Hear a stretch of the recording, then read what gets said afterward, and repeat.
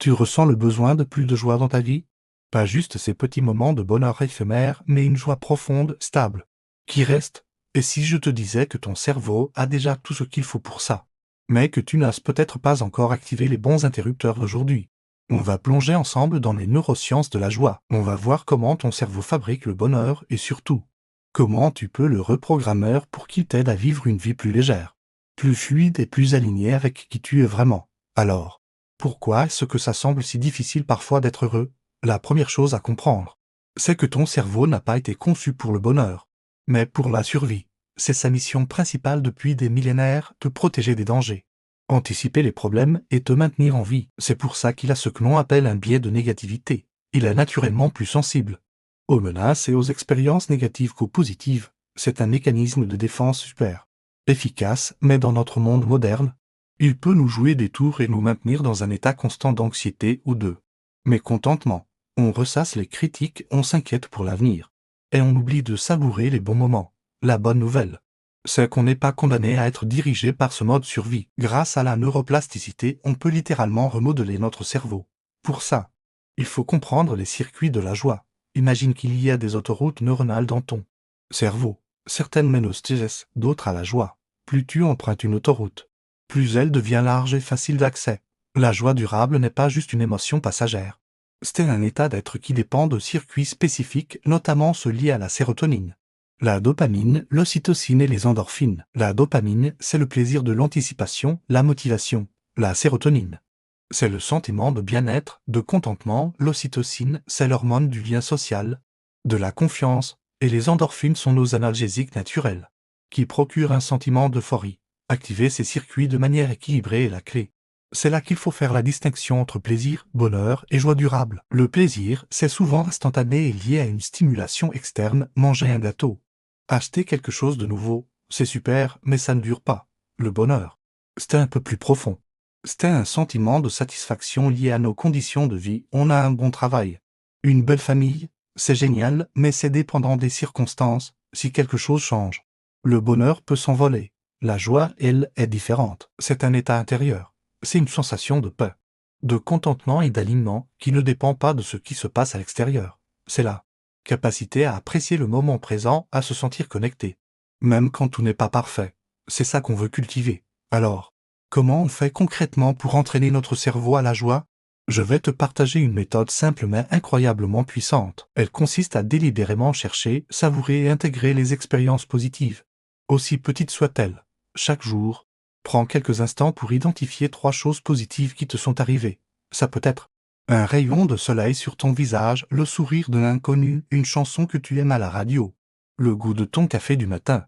Ne te contente pas de les lister, pour chacune. Prends 20 à 30 secondes pour vraiment la revivre dans ta tête. Ressens les sensations, les émotions associées. Qu'est-ce que tu as vu, entendu, senti? En faisant ça, tu dis à ton cerveau, et regarde ça. C'est important. Enregistre-le.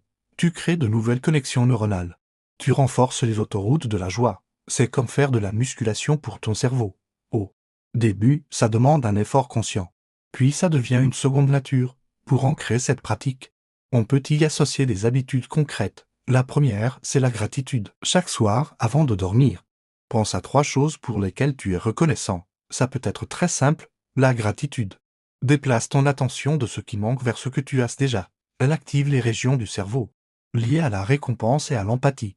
Et elle augmente la production de sérotonine et de dopamine.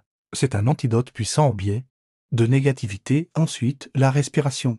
Quand tu te sens stressé ou submergé, ton système nerveux est en mode combat ou fuite. Pour le calmer et revenir à un état de sécurité, la respiration est ton meilleur allié. Une technique simple, inspire lentement par le nez pendant 4 secondes, retiens ton souffle pendant 4 secondes, puis expire très lentement par la bouche pendant 6 à 8 secondes. Le fait d'avoir une expiration plus longue que l'inspiration active le nerf vague, qui envoie un signal de calme à tout ton corps. Fais ça pendant 1 ou 2 minutes, plusieurs fois par jour. Ça reprogramme ton système nerveux pour qu'il soit moins réactif au stress. Ton environnement joue aussi un rôle crucial. Fais le tri dans ce que tu consommes, que ce soit les informations, les réseaux sociaux ou même les conversations. Si tu passes ton temps à regarder des nouvelles anxiogènes ou à suivre des comptes qui te font te sentir mal, tu nourris les circuits du stress. Choisis délibérément de t'exposer à des contenus inspirants, à des personnes positives. Passe du temps dans la nature. Des études ont montré que même 20 minutes dans un parc peuvent réduire significativement le niveau de cortisol, l'hormone du stress.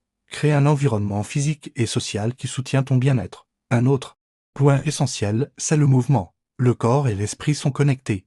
Faire de l'exercice, même une simple marche, libère des endorphines. Ces fameuses hormones du bonheur. Ça aide aussi à réguler l'humeur et à réduire l'anxiété. Trouve une activité que tu aimes, que ce soit la danse, le yoga, la course. Peu importe, l'important, c'est de bouger ton corps régulièrement pour aider ton cerveau à se sentir bien. Enfin, la connexion aux autres. Nous sommes des êtres sociaux. L'isolement est un poison pour notre cerveau. Cultiver des relations authentiques, passer du temps de qualité avec les gens que tu aimes. Ça libère de l'ocytocine, l'hormone de l'attachement. C'est un besoin fondamental. Un simple câlin, une conversation à cœur ouvert. Un rire partagé. Ce sont des nutriments essentiels pour ton circuit de la joie.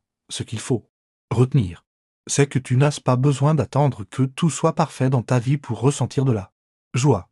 Tu n'as pas besoin d'attendre l'aube de tes rêves.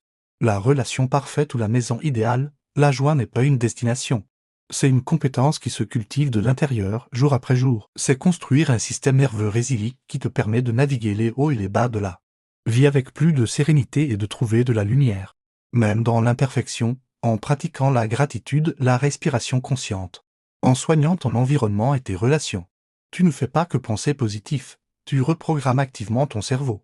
Tu construis, neurone par neurone, une base intérieure solide pour une joie durable. C'est un chemin, pas une course. Sois patient et bienveillant avec toi-même. Chaque petit pas compte. Quelle est la première petite action que tu peux poser pour activer ton circuit de la joie? Partage-la dans les commentaires. Ça pourrait t'inspirer d'autres personnes. Merci d'avoir regardé cette vidéo. Si elle t'a été utile, n'hésite pas à la like, à la partager et à t'abonner pour ne pas manquer les prochaines. Prends bien soin de toi et à très bientôt.